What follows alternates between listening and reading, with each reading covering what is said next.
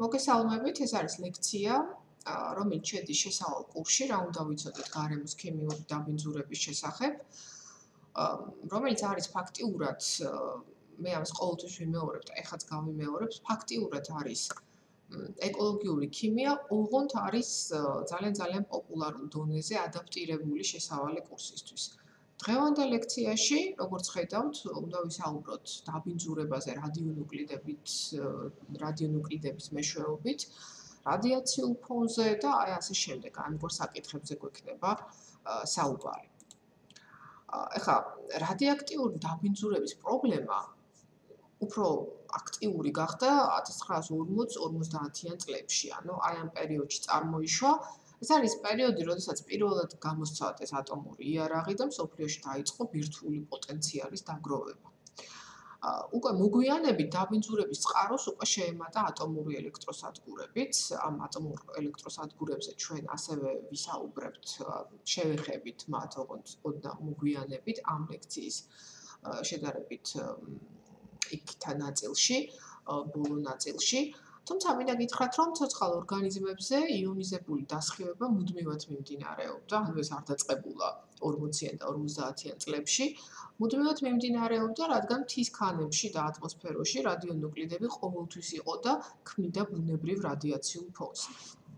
უბრალოდ, აი ამ ბუნებრივი რადიაციული ფონის მდგომარეობა მკვეთრად შეიცვალა ბირთვული აფეთქებების შემდეგ ატმოსფეროში და წყლის ქვეშ.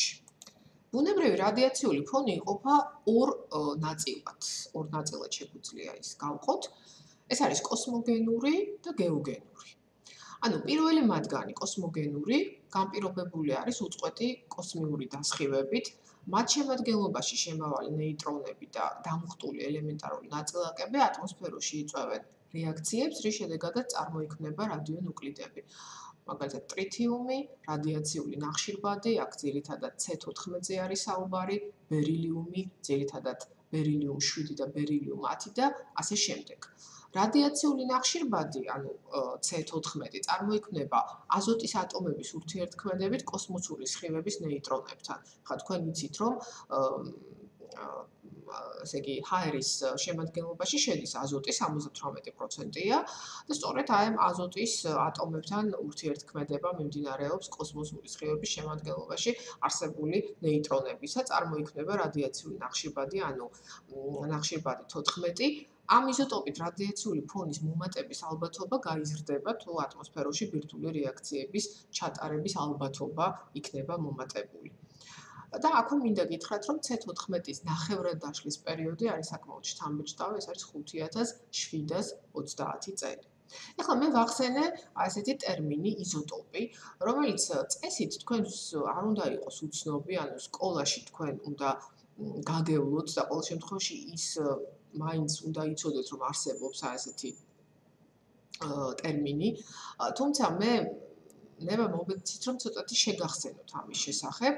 ანუ რას წარმოადგენენ იზოტოპები? იზოტოპები ერთი და იმავე ელემენტის ატომების სახისხვაობას წარმოადგენს და პერიოდულ სისტემაში ერთი და იგივე ადგილი უკავიათ. იზოტოპები ქიმიური ელემენტის ატომთა სახისხვაობა გახლავთ, რომელთაც ატომბირთვის ერთნაირი მუხტი აქვთ, მაგრამ მასები მათი არის განსხვავებული. ანუ ერთი და იმავე ელემენტის იზოტოპების მასებს შორის განსხვავება გამოწვეული არის იმით, რომ მათ ატომბირთვებში ნეიტრონების განსხვავებული რაოდენობა არის და აი მაგალითად ჟანგბადის 3 იზოტოპი არსებობს, ეს არის C16, უпростоრად ისე ნახშირბადის შთაბეჭდილების ქვეშ ვარ, O16, O17 და O18. ანუ ხედავთ თქვენ, რომ აი ეს ელემენტის სიმბოლოს ქვედა მარცხენა კუთხეში აღინიშნება ელემენტის რიგობრივი ნომერი და რიგობრივი ნომერი არის აბსოლუტურად ყველა იზოტოპისთვის ერთი და იგივე და ზემო მარცხენა კუთხეში უკვე შეესაბამება მასური რიცხვი. აი ეს არის განსხვავებული იზოტოპებს შორის.